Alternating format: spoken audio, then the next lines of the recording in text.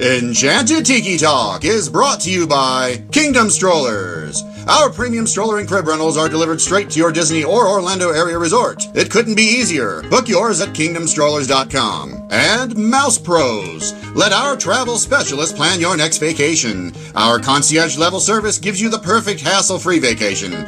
Get your free quote from Sean or any of our magical agents at mousepros.com. And Mickey Monthly, the Disney fans' monthly subscription box that brings the magic right to your door. Visit them at mickeymonthly.com. And buy Woody Sunglasses. Don't let glare ruin your magical view. These premium wood frame polarized sunglasses will let you tour the parks in style. Visit them at woodies.com.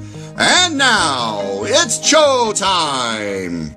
Vahidi me Kyonimana, ladies and gentlemen, no flashbulbs, please. Our performers are temperamental and easily upset. Thank you for your cooperation. Oh, look at all the people. My goodness, you're all staring at us. We better start the show rolling. Wait, we forgot to wake up the Glee Club.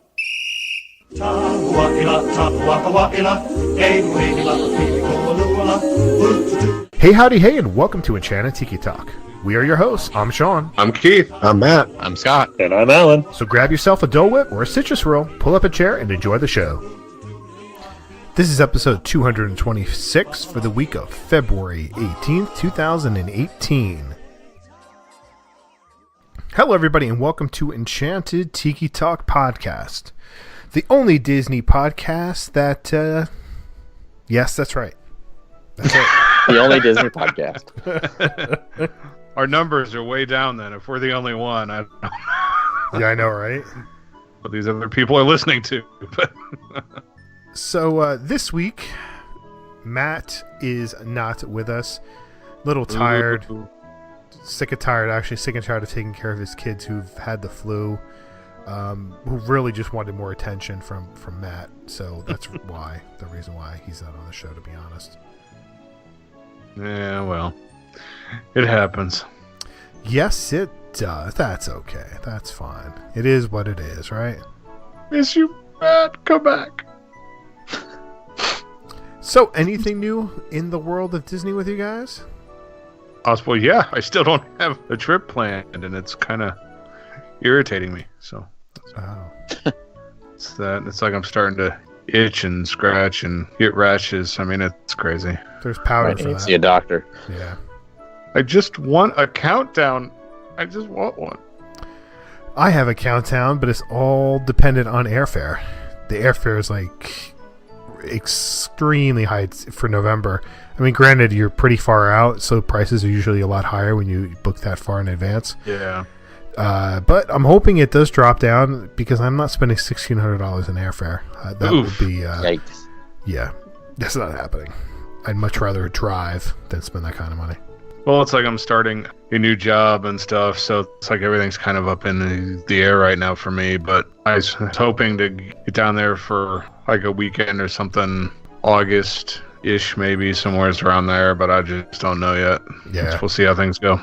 Yes, I wanted to congratulate you on your new job. Thank you, sir. Head fry guy at McDonald's. That's pretty impressive. That's right. Hey, I started washing lettuce.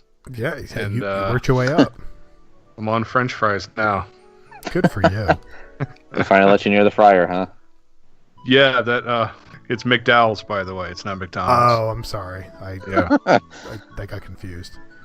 Speaking of McDonald's, they're not a sponsor of the show, but I don't know if anybody has seen some of the things that were going on Twitter and the news that McDonald's Happy Meal is changing. They're going to be getting rid of the cheeseburger and chocolate milk.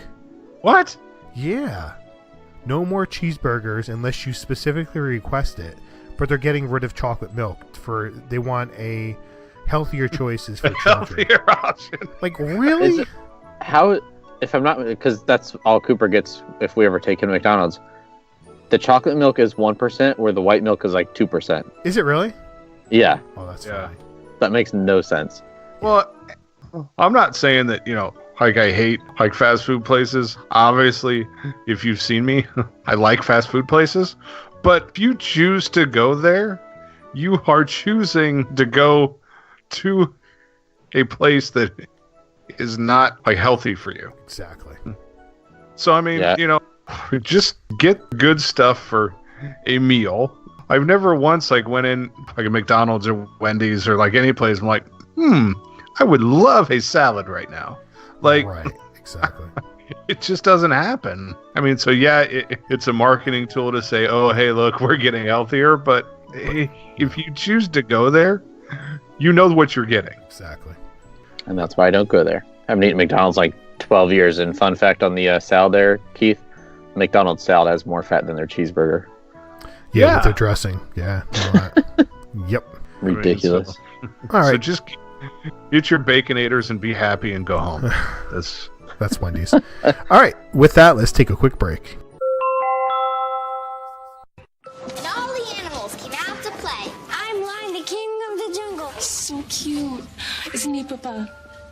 Papa?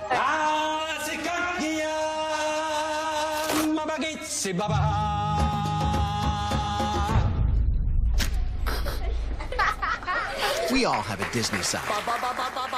And the best place to show it is Disney Parks. So come to the place where the entire family can laugh, let loose, and play together. Disney Parks. Come on, show your Disney side. So, everybody, this week on Enchanted Tiki Talk, we're going to field an email from one of our listeners from across the Great Sea, or the pond, over there in England. David C. had emailed us and had some questions for us. So I'm going to I'm going to mention the email here now. And I just wanted to say he's a fan of Mustardo, so thank you for being Mustardo. See, there he is. Thank you. He's very happy. He's got a fan. So he says, so I have recently started to plan a trip for September 2019, so a little over a year and a half away from now, to Walt Disney World for my wife and I and 4 others, 6 in total. I have a little experience over there, but would love to hear your advice. Our group age range is 18 to 32, and all love Disney. We have a couple of first-time visitors, a couple who have been once, and a couple who've been a number of times. I value your opinions greatly, Sean mostly, and in case you run out of show ideas, I would love to have your advice on a few things. Way to ad-lib an extra line in there. Yeah. All right, so he's basically he's using it for a show idea, but he has some good questions on there. And yeah, that's a lot of information, man. That's. I think one of the first questions he says must do for first timers. We've thought about doing an episode where we take each park and trying to go over like what's best for first timers. But as far as like first timers go, it's there's a couple big things that you have to do. One, you need to do the monorail. That's a given as long as the monorail is still functioning in 2019. And the door's closed. And the door is closed. Yes, that would be my number one choice. Would probably be as a first time. You need to experience the monorail, the full monorail. You need to do a resort loop, and then you need to go over to Epcot. You need to see that whole thing as a first timer. I took and broke it down just like attractions mainly. I didn't like branch those to like to transportation. So I just had Soarin', have to do Pirates, Ari, Expedition, Everest, the Tower of Terror, It's a Small World, and at that point, it shall have Toy Story Land as well as probably Star Wars Land too, to explore and try and do the nighttime shows as well. Yeah, if they're still around, the nighttime shows. Less and less now. But I mean, no nighttime parade. Yeah, no, I wish that would come back. Those are good choices there, Keith. I would certainly agree with some of those options.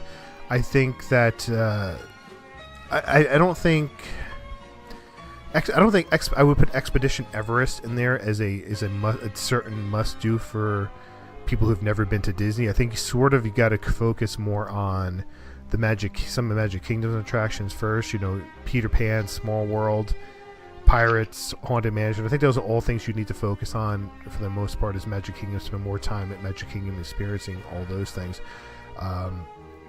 That is probably the main focus. When you start going outside the park, I think the safari is a good one, but I think you kind of going to Pandora, experiencing Pandora at night versus the day as well. I think you need to try to do some of those things. I don't think Expedition Everest would be in my top, probably not even top 10. Well, I should have asked him the length of his trip. It wasn't in his email either, so that. Well, since he's coming over from England, that skews it too. It's usually about 2 It'll- weeks. 2 weeks, yeah. Yeah, I mean, so he'll get to explore all 4 parks a lot. So, Right. I mean, Scott, you have any thoughts?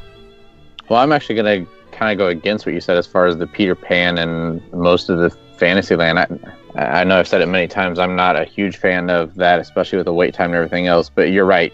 Seeing different things between day and night, not only Pandora, but to me, even riding on the TTA day and night is one of my absolute favorites.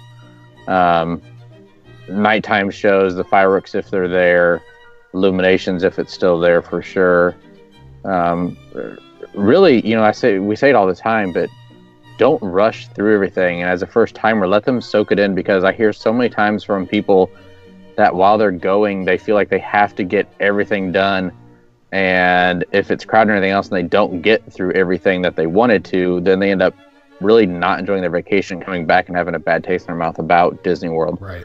So just, patience and knowing, same thing with the fact that they're 18 to their 30s, is Peter Pan really going to be something unless it has some significance in their past, their childhood of watching that movie or something else. Well, I don't really see that age group doing it. They're from England. They'll go to London if they want to see the real London and not flying over some black lights. Yeah, but they're not flying over it and seeing Tinkerbell. I mean, come on, Scott. And you brought up some good points. The other thing that I think you also need to focus on as a first timer is try to spend more time with some of the citizens that are floating around in some of the parks on Main Street. Get to the park before it opens. Try to get there, half hour before the park opens and see the opening rope drop experience there. Spending time on Main Street, seeing the trolley show, listening to the music there, interacting some with the cast members, the mayor and the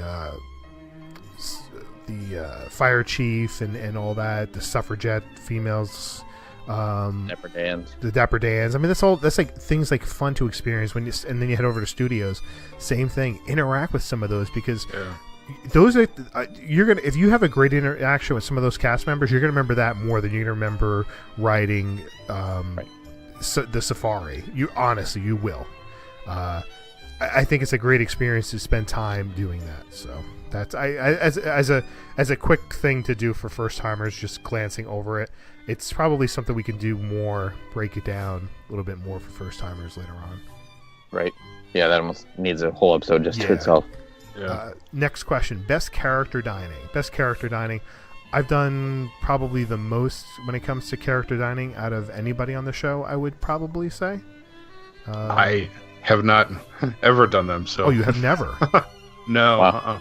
I think I've done most all of them. Okay. As far as like the best character dining goes, there's a lot of people that love Chef Mickey's, because you get to see the main characters there, the Fab Five. I don't love Chef Mickey's just because I feel it's a little bit too rushed, but as a first timer, I think that's a place that you should experience is Chef Mickey's as a first timer for sure. For me, I've done it once so far. That's the Akashu's breakfast, but it's princesses. I don't know if everybody wants to do that. I love that experience that we had there. I would certainly do that again for my daughter. And it's just the character interaction. It's just seeing her experience for it was incredible. One of my favorite is over at the Beach Club at Cape May Cafe for character dining. Yep. I love that one. That one's a great one. The characters are dressed in their swimsuits. It's a little more laid back. It's a little bit quieter. It's smaller. I think you get a better overall experience with that one. I think Cape May probably has better food. I agree. I've probably done Cape May and Chef Mickey's more than any of the others. Cape May, growing up, was always one. My birthday and my parents' anniversary are a couple weeks apart, so most of our trips were right around there, and we would always do those for breakfast. So I definitely recommend that one. But I personally think, and I've only done it once now, but my probably new favorite character dining is the Tusker House breakfast, especially if you get it before park open and just walking through Animal Kingdom, seeing that and amazing food that's there and great character interaction as well. Yeah, I didn't love that one. We weren't big fans of that one. A lot of the food was cold when we were eating it, and we were there early too. And it was so loud. All the people in there were just so loud. It was just like, oh my gosh, I got to get out of here. but everybody I know that goes there pretty much loves that. And another really good one for in-park dining I love is Crystal Palace, right, with Winnie the Pooh characters. I prefer breakfast there because the I love eating in the Crystal Palace because of the experience of the whole atmosphere inside that place, and that you're eating on Main Street. You can see the castle in the distance. Sometimes you get to see the fireworks. It's just a fun experience eating there. And if you're a Winnie the Pooh fan, it's even better. You know, you'll love interacting with the characters. Tigger can be a riot a lot of times. He'll be goofy. He'll stop. He'll block you from being in pictures. So it's a lot of fun. It's a great interaction. It's what they said. Well, I chose the Chef Mickey's just because it is the Fab Five. It's more adult themed than Acker's House, unless you want the princesses. I think it's pretty much for like a first timer. That's the Fab Five is kind of what you're there for. Right. So that was the only advice I had for that one. Right. But like and you got the monorail driving over you. Exactly. Sure. Yeah, that's cool too. Next one: best park restaurants on a budget, quick service or table. Santulli Canteen at Pandora. I took and broke it down into parks. At the Magic Kingdom, could be our guest at lunch. It's a lot cheaper, but you still get the same experience of dining inside Castle. We stop at Pecos Bills and Casey's. It's like a must-do for us. Gaston's Tavern. Get yourself a cinnamon roll. Excellent theming in there too. Epcot at Sunshine Seasons. Lots of choices, lots of seating. It's indoors. The food's really good. At the beer garden, food is really excellent there for a sit down. It's one of the cheaper ones. Cantina, the Days on Angel is really good. And like I normally say, the Yorkshire for most people, but since they're from there, that's probably one that they'd skip. Yeah. Animal Kingdom, Harambe Market, really good. Their sausages there are excellent. As we stop at Flame Tree and Tuli Canteen, as Scott said, wonderful food there. The studios, there's not a ton of choices, but the Pizza Rizzo, it's a good theming, is really, really neat. The meatball subs are good. We stop at Fairfax Fair there, as well as Hollywood Scoops to get their ice cream sandwiches with the cookies. It's really good. So one here that I wanted to mention was the Plaza Restaurant on Main Street in the Magic Kingdom. Is a sit-down restaurant, but it's sort of a cross between a quick service and a sit-down restaurant, where you're getting sandwiches and some things that you'll find more on a quick service menu, but you're going to be served. Everything's going to come to your seat. It'll be a little bit more relaxed eating in there. There's some really good choices on the menu as well, and you're eating on Main Street. You don't have to feel like you're being rushed and trying to get through things so fast. So that is something that I think that a lot of people overlook, and I think it's a great option. Heading over to Disney Springs. Disney Springs has got a few good things going on over there if you want to take things. Earl Sandwich, if you're just looking for a type of sandwich, it's going to be really cheap. Those, I think they're 7-inch rolls, I think. For like $7, $6-7, whatever the price is, and I think $6.99. It's a great place to go grab a sandwich. Blaze Pizza, you're gonna get a personal pizza for about, I think it's $9 there, and you can get anything you want on the pizza. If you want extra cheese, you get extra cheese. You want sausage, you want bacon, you want jalapeno peppers. You're gonna get a personal pizza for $9, and it's a great place to go to for something on the cheap. Heading over to Animal Kingdom Lodge, Sanaa. I think going over to Sanaa and just going with the bread service as a group and getting a dessert maybe or a drink or two is a great thing to do at Sanaa. I did not love the food per se, but I did love the bread service there. So I think that is certainly a great option for everybody. Another one, Sci-Fi Dine-In. Sci-Fi Dine-In is a hard one to get a lot of times, but it's a good experience. Prices aren't too bad. The food is good, and portions are huge. And the portions are huge, so you could easily share those at Sci-Fi Dine-In. I think that's a great option as well. Another one heading back to Springs as a sit down. I think Morimoto Asia.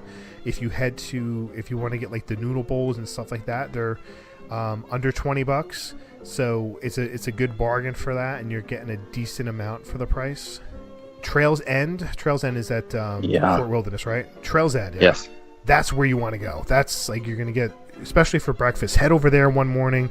You're gonna get all you can eat for like, I think it's $18-20. Excuse me. That is a great place to go. Your money will go a lot further over there. It's a little bit out of the way depending on where you're going to stay, but if you're going to have a rental car, that's going to be really easy for you to get to. Price wise, I mean, like some of it is hard. Sunshine Seasons, you might find some good things there. Usually the portion sizes are pretty good there, and you could probably share some of those items. I think that's all I had for my ideas, but I mean, I'm sure if I had more time I can come up with more. Yeah, main ones I was going to say, I mentioned Santula at the beginning. Trails End, like you said, I think it's the best priced buffet on property, and breakfast or dinner, either one are great options. And it's nice to walk around that resort as well. Only other one I would mention as far as in park would be Pecos Bills. Yes. I think it's a lot of food for the price, and the fact that it's got that toppings bar as well makes it go that much further. Yes. And the other thing that I wanted to mention was when you go to like a quick service restaurant and they offer things with fries, especially at Casey's, you know, the hot dog's expensive. It's not cheap. But if you choose not to have the fries, you'll save $1 or $2. I forget the exact savings. I think it's $1.50. And if you don't want fries and you're looking to save a little bit of money, just say you want it without fries, so it's going to reduce the cost. Don't think that you have to have it. It's the same thing with a lot of the quick services that offer things like that. Right. And another good thing is that September's a little hot, but over in Japan, there's I forget what stand it is. They have Kakagori shaved ice. Oh, that's really good. Keith got me hooked on that. I'm definitely going to be doing that again. The steaming bowl of the udon noodles, that's really good too if you like that. That's always tasty on a hot day, though. That's not so much. But you're going to be there. You'll be there in September, so food and wine will be going on. Should be pretty good, yeah. Throw it all out the window, what we just said, and just hang out in Epcot all the time. And Club Pool for the ultimate budget buster. Exactly. It's free soda.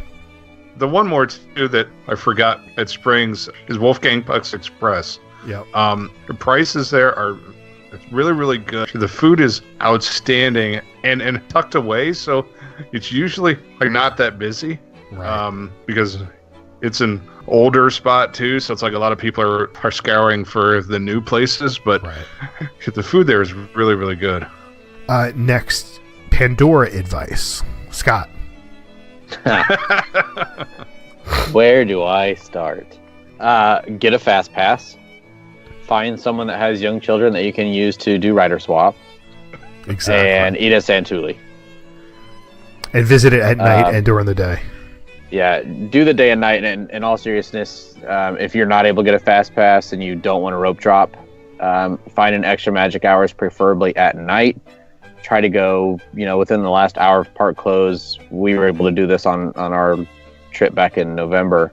But I think the ride said whatever the line wait time was, say it was like 45 minutes. I think we waited like 5. Right. Just because it's park closed. I think they're trying to get people out and not get in line thinking they're going to be able to ride it.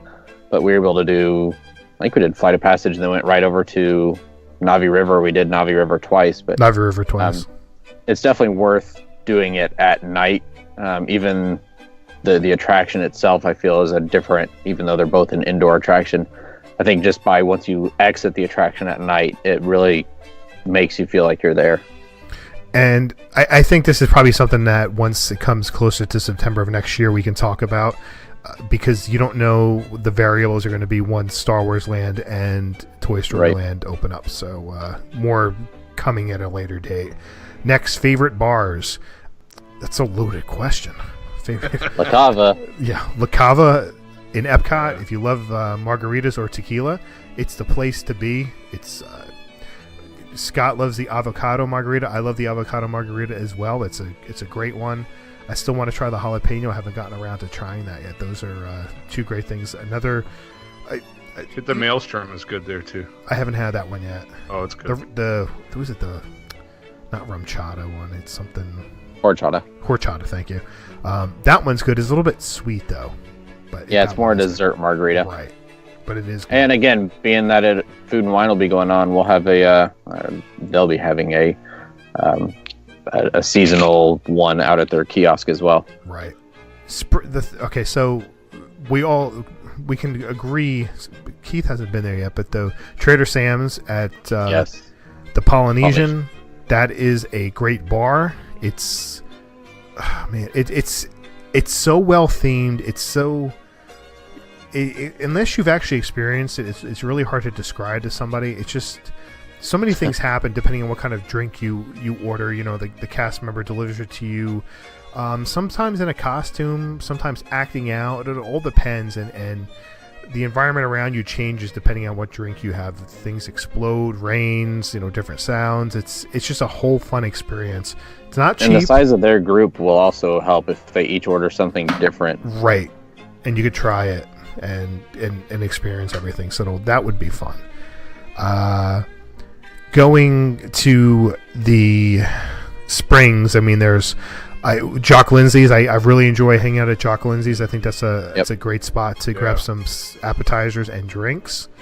So that would certainly be on my list. And then you have, like the Edison. I have not experienced the Edison yet, and I'm hearing great things about the Edison. I would love to do that. Yeah, I had the Nomad Lounge at Tiffin's. It's at the Animal Kingdom. Right. It's just an awesome spot to chill out, get some food, and man, they've got some excellent drinks here too. Baseline Tap House that's at the studios is really cool. It's a little pricey, but it's good. Lots of beers on tap, beer flights and stuff like that. And of course the Dawa Bar at the Animal Kingdom. Hit the sugarcane like mojito and sit there and chill out. It's a wonderful day right there. And I have to throw in, there's a few other I want to throw in, but another one is Geyser Point at Wilderness Lodge. That's a great place to go, whether it's daytime or nighttime, to sit there and have a drink and enjoy water views and music and the a lot scenery. of good sights and sounds. The sights and sounds. That's the whole thing that you're really going for there.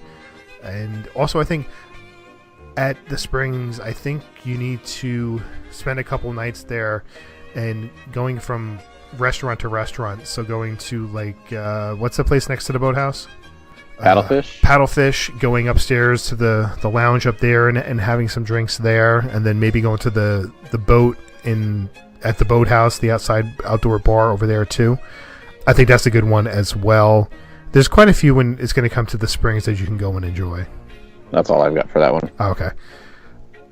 Next one, getting the most out of FastPass Plus. I can jump in on that one. One thing I mentioned before is don't feel like you have to, and again, there's, how many he say there's on his group? There's like 10 of them or something. Quite a few in their group. Don't feel like every person in your party has to get the same exact FastPass. Or if there's someone that, say it's Tower of Terror and there's people in your group that necessarily won't ride that ride, you can always use their FastPass after and get 2 rides out of it. It's kind of a little cheat to it, but you're also going to find if you're doing a FastPass and trying to find it for 10 people, you're going to be limited as far as what you may find. So search for 1 or 2 people and constantly go and refresh and look to see if you can add others if you need it for those hard to get FastPasses. And I also think you need to choose everything starting at the hour. So 9 o'clock, get your first one at 9 o'clock, 10 o'clock, get your second one, your third one at 11 o'clock. And as soon as you're on the third one, and if you've used your FastPass, whether it be 11:05, 11:06, 11:55, as soon as you wipe your FastPass for the first time, you can select your next FastPass. So you can try to make it for 12. And if you can get one for 12 and you get out of the ride and do 12, go back on get onto the new ride, scan your Magic Band, choose your next FastPass attraction. That's a great way to try to maximize the amount of rides you're going to get out of during the day. So. Yeah, if you pick your third one as late at night, you're not going to get that rolling fourth FastPass. Exactly. All right, so last question that David has. He goes, is there any way possible if I can get an autographed picture of Sean? I would really love to have that. David, I'd love to send a picture of you, of me to you, but I don't think it's right that it just gets a picture of me. I would have to have all the other guys involved as well. But I appreciate $40 the signature too, by the way. And we didn't want to do the group photo because Sean has to have his shirt off in it, and we don't want any part of that. Yeah, that's obscene in most countries. There was a bonus question. Hidden gems in Walt Disney World. Like a few of these we touched on, but the windows on Main Street, it's always neat to walk around and check out. The Streetmosphere people, the bands, the Philharmonic, stuff that just kind of like happens. Always stop and watch that stuff. It's really cool. The trails around Tree of Life that's at Animal Kingdom. There's just tons of spots to stop and stuff and look around. The carvings at the tree is really neat to look at. The stables for the horses that's at Fort Wilderness is really cool, and it's free to just go and stuff and walk over there and hang out. Get the Muppet Show that's at Liberty Square is really fun to stop and check out too. So there's lots of stuff that happens if you just kind of keep yourself open to those experiences and don't just have traction blinders on. Yeah, I think on top of, the main one I was going to mention was all the different entertainment, not only in the parks like you mentioned with all the Streetmosphere, but going to the boardwalk at night and seeing the different performers that's there. And I've always said I think the biggest hidden gem in all of Disney World is Yeehaw Bob at Port Orleans Riverside. So it's, it all comes back to the entertainment, like Sean said at the beginning, is those are the memories that you're going to remember when you go back home. It's those interactions and the time spending with that as opposed to going on a ride. Yeah, I agree. I think along with that, I think you need to try to spend some more time outside the park, exploring some of the resorts. Like, if you're not staying at Animal Kingdom, just go visit Animal Kingdom Resort anyway. You can still see some of the animals that are out there. Go to the Polynesian, walk around the Polynesian. It's a great atmosphere. You can go over there and get the ice cream, a Dole Whip over there, and walk around the grounds and watch the fireworks show from the beach there for a completely different perspective. And Scott said, the boardwalk definitely at night. That's a fun thing to do. Spend time at the springs. Inside the park, Keith said, look at the windows. Just take your time looking and look at every little crevice that you can find and spending the time looking at things. You'd be surprised what you'll come across. And the other big thing is spend time talking to cast members.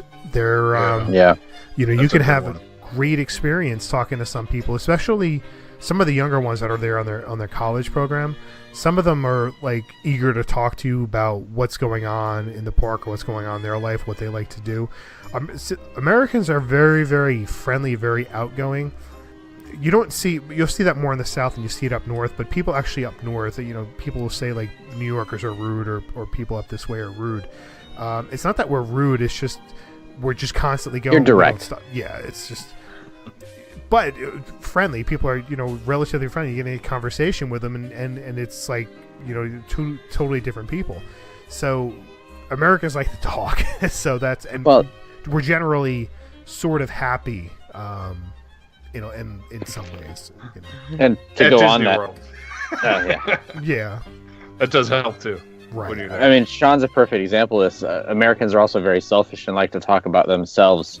The thing with the cast members especially is look at their name tags, see where they're from. If there's anything interesting that, people love to talk about where they're from and anything that's that. But yeah, the cast members are everywhere, but it's probably the best one I didn't even think of is the cast members are truly a gem of what they're the ones that bring the magic. Right.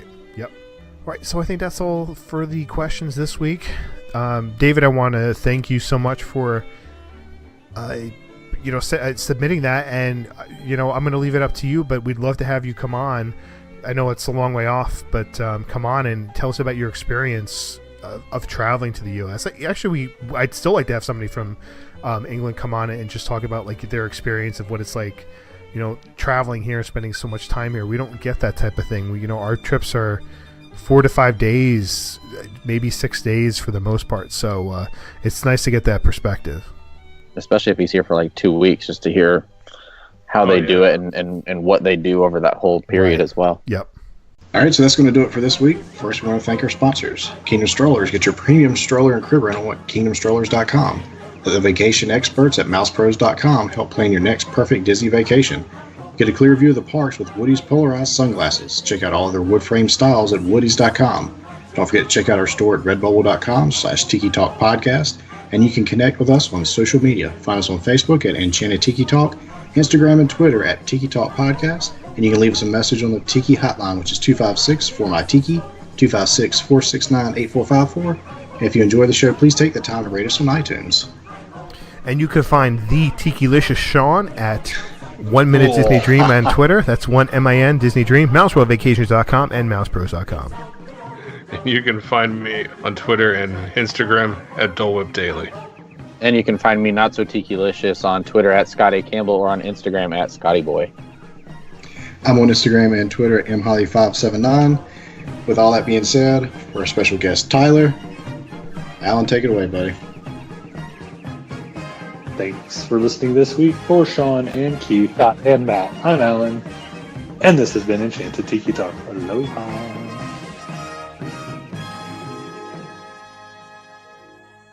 Enchanted Tiki Talk has been brought to you by mousepros.com. Let us plan your perfect Disney vacation. And mickeymonthly.com, where you can get the park sent directly to you. And by kingdomstrollers.com for all your premium stroller and crib rental needs. Also by Trader Sam's Coffee. Why not brew some magic in your home? And finally, woodies.com. Sunglasses for a glare-free view of the magic. For all of us here, I'm David Benter. Thanks for listening to Enchanted Tiki Talk.